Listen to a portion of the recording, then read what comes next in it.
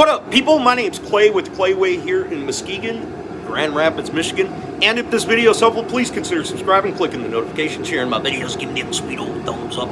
If you've got a question for me, you can hit me up on Clay's AC and Auto Repair on the Facebook Messenger. I answer all the questions for free, but I can't help you with that old baby mama drama. Remember, no matter what it is in life, if anyone else can do it, you can do it too. Now today, we've got a XP800 that we're going to try to change the pickup coils on without removing the engine. Got my fingers crossed, touching a little bit of cloth, but maybe we'll be able to do this. If you get to a point where the video that you're looking for, please, for the love of God, turn the volume down, restart the video, go about working on your stuff. I greatly appreciate it. If you want to help the channel out, hit that join button. Or, if you low dollars like me, at nighttime, put on one of the sweet Clayway playlists, turn the volume down, and let them suckers play from front to back. Let's get going with the show. So we got a Skidoo Rev XP that we're working on today, and we have got a good old bolt that broke off and got in between our flywheel and our pickups, and we lost all the spark. That's nice. And we've got a bolt that is broken off in the corner of our head that we're going to have to retrieve out of there. Now, first thing I want to mention is anytime you're replacing bolts on these Skidoos, most of the fastener bolts are going to be 6mm by 1 pitch. These bolts can be between 14mm to 30mm long. Just check the depth of the hole before you replace it. If you have to replace anything on your snowmobile, use stainless steel and Loctite. Very important. If you ever strip out a 6mm by 1.0 pitch thread, use a 1/4 inch 28 bolt in place of it. It can go right into aluminum without tapping. Okay, so the idea is to change these pickup coils without removing this engine. Is it possible at this moment? I don't know, but I think so. So what we're going to need to do that is we're going to need some blue Loctite when we go to refasten our bolts. We're going to need some wire cutters, zip ties, electrical stuff. No, this is not only for smoking crack, people. It actually has a real world use. We're going to use it on our connectors that are solder filled in the center, which are really, really great connectors. Some wire strippers, some pliers. Oh, and I almost forgot. If you get tired of me running my mouth, a little bit of ibuprofen for your head. If you use the alternative method of doing this, you'll need some shrink wrap as well. Either way, you're going to definitely need stainless steel lock wire. You can grab this from Harbor Freight or any local hardware store. Okay, let me first mention that it's not necessary to remove your oil tank. I did, but we do need to get to this plug, which is back behind the carburetors. But you can reach your hand up underneath there. If you see the plug, you're going to be able to reach your hand up behind the oil tank and unplug it. I think it was easier for me to lose a lot of oil. And I didn't suspect that it was going to drain out through the cap as much as it did. Disconnect that connector. Then what we're going to do is we are going to take our old pickups and we're going to cut the heads off of them. But before we pull the wires through, we need to address our new pickups that we're going to install. Now, I'm going to attempt to do this without cutting any wires. So what I need to do is I need to make sure that my pickup coils, wires, color codes are the same. And even if they're not the same, I need to make sure where they go correspondingly to the original pickup coils in the plug before I start removing the pins. I'm going to show you how to remove the pins, and it's pretty simple. The first thing we're going to do is we're going to look at this cap, and we notice some little divots in the top of the cap. Then we're going to pop that cap out of there. That cap is going to pop up, so we want to make sure that we don't lose it.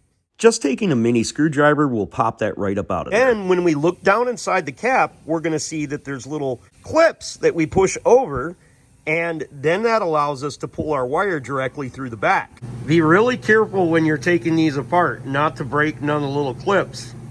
I'm assuming because this gray one is the Chinese version and this is the original Skidoo version, this one didn't break, so I'm having to use this harness.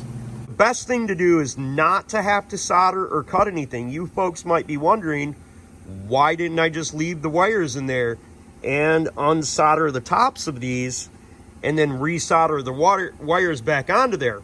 Well, that's going to be inside the engine, and I don't want that stuff inside the engine with the possibility of falling off, like the bolt. Now, when this protrudes down in there, it pushes the clips away and holds the pins into place. Now I've got my wires out of there, and it's very important to replace this block on here. So before you plug it into the connector, make sure you have this rubber block on here to keep out moisture. It wouldn't hurt anything to put a little dielectric in there. Now I've taken and cut both ends of my wiring loom off, and I'm ready to attach my stainless steel. Now I'm gonna take my wires and I'm gonna use some wire right here. This is some stuff that I picked up at Harbor Freight, and I'm gonna put these as flat and as close together as possible, because it needs to go around an angle right there, and I'm not quite sure how that's going to work, but I believe we only have one shot at this to pull these wires through here, or we're going to be removing these engines. So the question is, can we do it, and can we get it through there without breaking these off? At least if we broke these off, we could resolder them on there, and at the worst case scenario, we could cut the end of it and butt connect it if it doesn't feel like it's going to go through. But the hopes is that it goes through and we can get this rubber bung out of there. We'll have to cut this rubber bung away, but hopefully it's either not in there or we can get it out. So I've got that wrapped up like this. Now I'm going to connect it to the other end where we're going to pull it through. I'm also going to connect a wire on this end like this. I'm probably not going to go all crazy with the tape and everything like I did this one. But I'm going to connect it down there, so just in case I have to pull it back this way to get that rubber bung out, I'll have that there. Once we get these two connected, we're also going to electrical tape it so it doesn't get hung up on stuff as it goes around the corner, but we want it to be as tight and as small as possible. On the other end that we're not connecting to, I placed a wire on it so I could pull it back and forth and have a little bit of give, but we're actually going to connect it to the wiring closest to the flywheel. Okay, that has appeared to help, putting that wire on there, because that allowed me to pull this back. Now I can reach down there with a pair of pliers and pull the rubber bung out of there. No, I don't think I'm going to get that bung out of there. I'm pretty sure that that's the stuff that goes around the magneto yellow wires right there. So I'm gonna just pull it through there and hope that I can cram that rubber in the back of there, and when I pull this wire through there, it actually comes through the rubber grommet through there. I'm gonna leave both of them on the wiring harness, if there's one even in there. I'm not certain there is, can't see it. Now we've got it connected, and usually here at the ends on each end I try to make a couple turns, like one or two, to kind of straighten it out. Now we're going to tape it off and hopefully pull it through. Here's a little known fact that you may or may not know about electrical tape, but electrical tape actually works well in any condition, as long as when you're applying it, you're pulling it at the same time. I usually go around once, give it a little pull, don't have to pull so much right here, but once I get over to my other wires, I'm going to pull more. This allows the electrical tape to adhere and shrink down on the top of there. That's why you see that come from the factory, so shrink down on the wiring, because the machine that applies it pulls it at the same time. Thought that might be helpful for some of you folks. Okay, I can't make any promises you folks are going to be able to actually see this, but I'm going to give it a try. Okay, so I start pulling my wires through there, and it's kind of a no-go. I've got 4 wires going up through there, but 2 wires cross over and 2 wires go under the wiring harness for the magneto. So we're not going to be able to go this way. So I have to undo it all. Crap! That is definitely something I did not account for.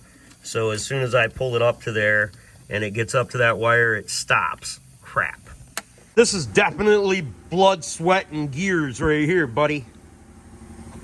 Now the ends where you have your stainless steel wires connected, it's not a bad idea to take that and squeeze it down. Don't press too hard. You don't want to damage your new wires, but you can do it as hard as you want on your old ones.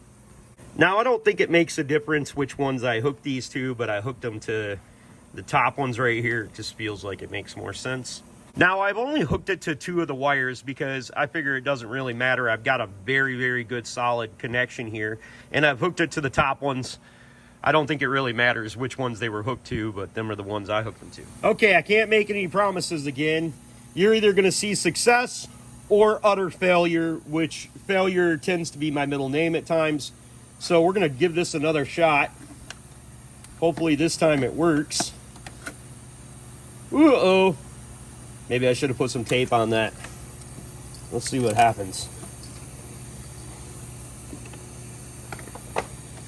That's tight. Oh, that's not good. Oh, that's not good. Pulled 1 wire out. 2 wires out. Which I'm not sure if them are the wires that we were hooked to or not. That's not good. Some more cabling. Oh my goodness. Oh, definitely got something. I don't know if it's going to work, but I got something going on there. Maybe if I try to work it up here, if there wasn't a rivet in my way, and I could pull it from up there, pull it through. I think I'm going to be okay though. I think I'm going to be okay. I probably should help this along a little bit. Oh, look at that. Look at that. Look at that, boy. Look at that, boy.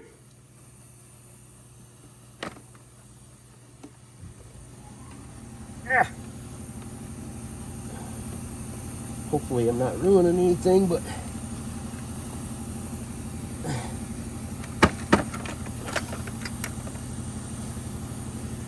woo! Y'all see that ninja stuff right there, boy? Come on.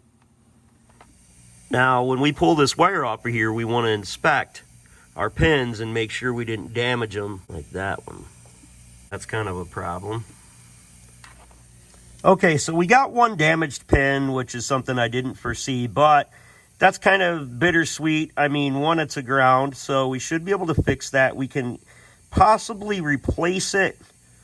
Maybe could have put some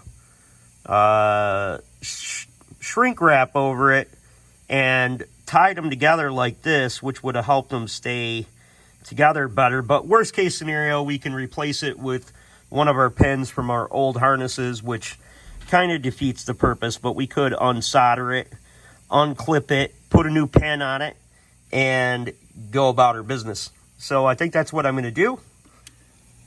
Well, I just took this pick tool right here, stuck it in the barrel of there, and I think I got it straight enough to where it should work pretty well. So we'll run it. Now you want these to protrude through. Once you get them protruded up through there, make sure your little clips are clicked into place. Even though when you press on your top part, it should push them towards the pins. Also double check. I'm going to double check and triple check my wires and make sure they're in the right location, because I would imagine that if they're in the wrong location, problems could occur. Make sure you get on your old heaping helping of blue Loctite on these here bolts so they don't fall out again. I think the last time I didn't either put enough on there. Plus I added me 1 lock washer on here. The torque specifications for these bolts are, depending on the grade screw you're using, it's either the 1st or 2nd column down there by the M6. Now, because I love that people love to shut videos off when they think I'm done, I'm going to take this back off, and this back off, and I'm going to cram a bunch of Permatex back there because it's a passageway for wires. So that means it's a passageway for water. So do that, and you should be good to go. Now, once you get your cover bolted into place, make sure that you spread a bunch of Permatex back here behind your pickups so they stay stable and they don't rock all over the place. Okay, so we've got it back together enough to where I think we can start this. We've got oil in the oil line, so I'm not too worried about that. And we're just gonna see what happens here. Got my fingers crossed, touched a little bit of cloth, you know, but we're gonna give her a try. Ah! There you go, baby. Bams. One thing that I realized after doing this procedure, that you could probably change the magneto this same way by removing the connectors and pulling the wires through with stainless steel wire. So that could be helpful for a lot of folks that need to change the flywheel and the magneto, because I'm certain that you can get it out of there with the pull tool. I know exactly what I was doing there, talking like I knew what I was doing, but I often do stuff like that. You'll never know what well, that's not true. You'll know I'm a dumbass after you watch my show for a while. But anyways, I come up with some ingenious stuff and ways to do things. So if you folks want to check that out, it's not always snowmobile related, but please consider subscribing, clicking the notification, sharing my videos, and giving me them sweet old thumbs up. And remember, if anyone else can do it, I promise you can do it too. Don't be the next to them. Be the absolute first to you. God bless, folks.